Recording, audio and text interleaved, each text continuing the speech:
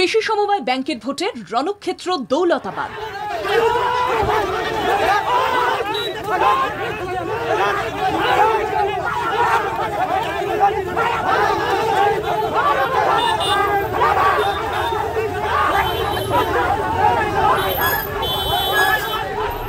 সামান্য কৃষি সমবায় ব্যাংকের নির্বাচন ঘিরে উত্তাল হয় মুর্শিদাবাদের দৌলতাবাদ।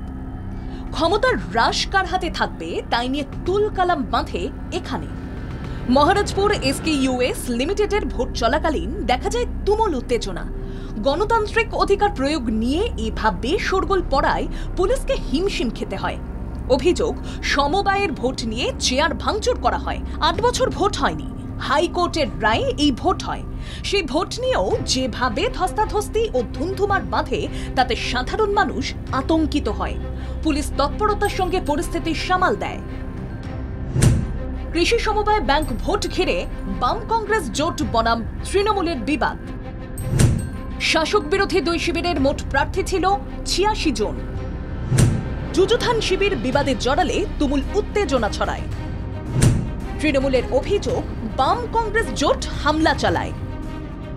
দুই শিবিরের মধ্যে বেপরোয়া আচরণ দেখে পুলিশ কড়া হাতে পরিস্থিতি সামলায়। বিরোধীদের দখলদারির রাজনীতিকে তুলোধনা করছে তৃণমূল নেতৃত্ব। শাসক দলের অবস্থা ভালো না, শাসক দলের মানসিকতাও ভালো না। খুব স্বাভাবিক কারণে গতকাল রাত্রি থেকেই আমরা দেখলাম যে বহরমপুর পঞ্চায়েত সমিতির সভাপতি আইনুদ্দিন মণ্ডল তিনি বাইক বাহিনী নিয়ে গোটা এলাকাটাতে দাপিয়ে বেরিয়ে একটা ভোটারদের মনে একটা ত্রাসের সৃষ্টি করতে চাইছে। দেখা জানি সমবায় নির্বাচনগুলো দখল করে গায়ের জোরে সমবায়গুলোকে দখল করা এবং সমবায়গুলোকে লুটে ফুটে খাওয়ার যে চক্রান্তটা করছে তারই অঙ্গ হিসাবে আজকেও সমাজ বিরোধীদের একত্রিত করে তারা দৌলতাবাদে হামলা চালায়। মানুষের এলাকার উন্নয়নের স্বার্থে এসব নির্বাচনগুলো করতে হয়।